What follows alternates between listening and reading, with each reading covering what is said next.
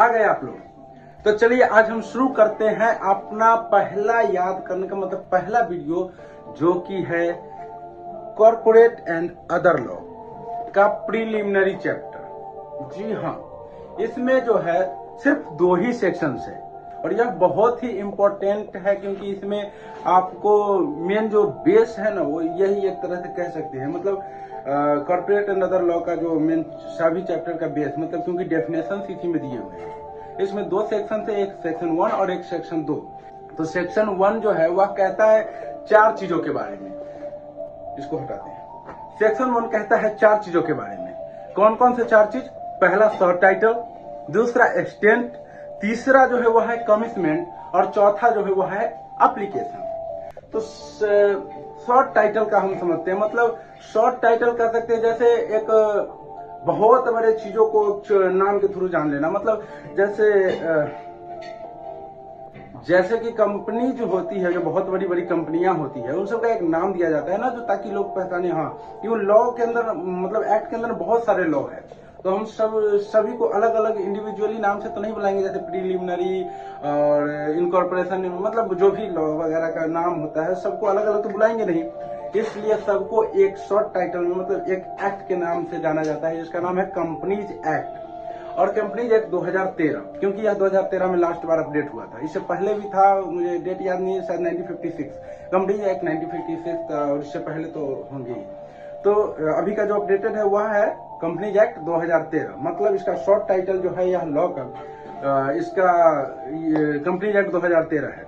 अब समझते हैं एक्सटेंट को। एक्सटेंट क्या है? एक्सटेंट मतलब यह कहां तक एक्सटेंडेड है, मतलब बोल सकते हैं कि इंडिया से बाहर, मतलब जो लॉ बना हुआ है कहां तक है।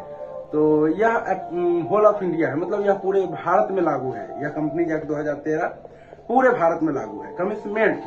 कमिटमेंट क्या है कि कमिटमेंट जो कहता है वह कहता है कि मतलब कंपनीज, सेंट्रल गवर्नमेंट जो है वह इसको सेंट्रल गवर्नमेंट, याद नहीं आ रहा, थोड़ा मिस्टेक हो गया, मतलब याद करने दो। सेंट्रल गवर्नमेंट जो है वह कहता है कि कंपनीज के जो भी एक्ट्स है, प्रोविजंस है, सेंट्रल गवर्नमेंट नहीं कहता, मतलब सेंट्रल गवर्नमेंट चाहे तो कंपनीज के जो प्रोविजंस है, मतलब प्रोविजन है वह, फर्स्ट टाइम थोड़ा मैंने चलना प्लीज। कमिटमेंट जो है वह कहता है कि सेंट्रल गवर्नमेंट जो है वह अलग अलग, मतलब एक साथ करे चाहे अलग अलग यूज करे, मतलब इसके प्रोविजंस है वह जरूरी नहीं है कि सारे प्रोविजंस एक साथ ही यूज कर लिया जाए। वह सेंट्रल गवर्नमेंट के हाथ में होता है कि इसको बाद में यूज करे, पहले यूज करे, थोड़ा बहुत, मतलब जो भी अभी लग रहा है जिससे कंपनीज को फायदा होगा, पब्लिक को फायदा होगा और सरकार को फायदा होगा, वह अभी अप्लाई कर सकता है वह प्रोविजन। यही कमिटमेंट है। मतलब थोड़ा इसमें पहले समझ लीजिएगा, क्योंकि समझ आते हैं। चलो, कमिटमेंट कहता है कि जो भी पब्लिक को फायदा है या फिर कंपनी को फायदा है या पब्लिक, कंपनीज सेंट्रल गवर्नमेंट के द्वारा इसके प्रोविजंस को अलग अलग भी हम यूज कर सकते हैं। जरूरी नहीं है कि एक साथ ही यूज हो जाए, मतलब यह प्रोविजंस अलग अलग भी यूज किया जा सकता है। एक ही बात को बार बार बता रहा हूँ, थोड़ा समझने की कोशिश कीजिएगा प्लीज। और एप्लीकेशन पे समझ चलते हैं। तो एप्लीकेबिलिटी क्या है? एप्लीकेबिलिटी मतलब बोल सकते हैं कि यह कहाँ कहाँ एप्लीकेबल होगा कंपनीज एक्ट 2013। तो यह जो है ऐसी कंपनीज पर एप्लीकेबल होगा, companies incorporated in under companies act 2013, 2013 या other previous law like companies act 1956 and previous. तो मतलब कंपनी जो इन एक्ट के थ्रू बना है उस पर यह एप्लीकेबल होगा।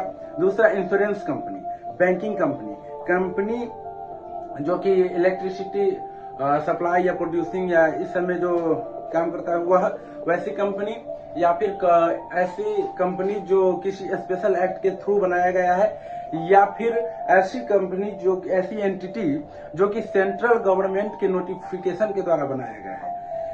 लेकिन इन सब में एक ट्विस्ट है। ट्विस्ट यह है कि इन सब का एक अलग अलग अपना अपना एक्ट है। तो इन सब के अलग अलग एक्ट होने के कारण, वैसे कंपनीज एक्ट तो पूरा सब पर लागू होगा, लेकिन इनके अलग अलग एक्ट होने के कारण, जैसे इंश्योरेंस कंपनी के भी अपने एक्ट हैं, insurance act 1938 and 1938, insurance act 1938 and IRDA 1999। Date थोड़ा देख लीजिएगा, वो याद नहीं आ रहा है। लेकिन बाकी जो है यह मतलब अगर हम बोले कि इंश्योरेंस एक्ट और कंपनी एक्ट में अगर लड़ाई हो इंश्योरेंस के मामले में, मतलब इंश्योरेंस से रिलेटेड चीजों में, तो कौन जीतेगा? तो वह जीतेगा इंश्योरेंस एक्ट ही, क्योंकि इसका एक अपना स्पेशल एक्ट है। और मतलब ऐसे ही बैंक का है, कंपनी ऐसे जो किसी स्पेशल एक्ट के द्वारा बनाया गया है वह उस स्पेशल एक्ट को ही फॉलो करेगा अगर दोनों में लड़ाई हो जाती है तो, या फिर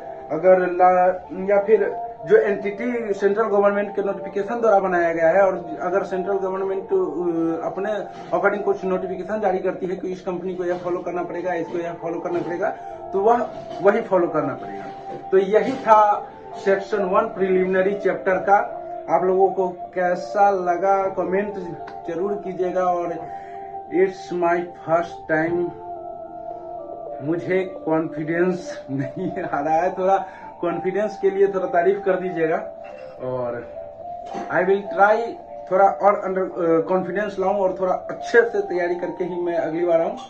तो मैं सेक्शन 1 ही आज याद किया हूं, तो मैं उसी को आप लोगों से शेयर किया हूं। तो अगली बार से हम सेक्शन 2 के 5 सब सेक्शन याद करके आएंगे, मतलब मैं याद करके आऊंगा और सुनाऊंगा। तो प्लीज चैनल को सब्सक्राइब कर लीजिए, और थोड़ा अगर आपको मेरे अंदर कुछ कमी लग रही है तो आप कमेंट करके बताइएगा, मैं चेंजेस करने की कोशिश करूंगा।